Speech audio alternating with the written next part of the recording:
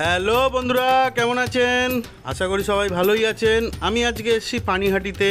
আর পানিহাটিতে এসে আমি যেখানে গাড়ি রেখেছি, এই যে জায়গাটা এক কথায় অসম, অসাধারণ।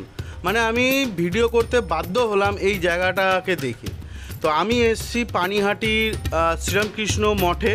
ওই যে বাঁ হাতে মঠ, আর এটা মঠেরই লাগোয়া জায়গা, গাড়ি পার্কিং হচ্ছে। শুনেছি এখানে একটা জমিদার, মানে শুনেছি বলতে দেখতেই পাচ্ছি এটা একটা জমিদার বাড়ির অংশ বিশেষ।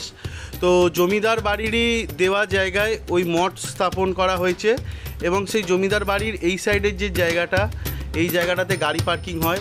দেখতে পাচ্ছেন এক কথায় অসাধারণ জায়গা। কত কিছু পুরনো স্মৃতি রয়েছে এই জায়গায়। হয়তো এই ঘাটে হয়তো পুরনো ঠাকুর বিসর্জন, লোকে স্নান করা, একসময় হয়তো গম গম করতো এই জায়গাটা। যাই হোক, আর আজকে মা গঙ্গাও বেশ ভালো ফুরফুরে মেজাজে আছে, সুন্দর হাওয়া দিচ্ছে, আর তার সঙ্গে দিচ্ছে এইরকম বড় বড় ঢেউ।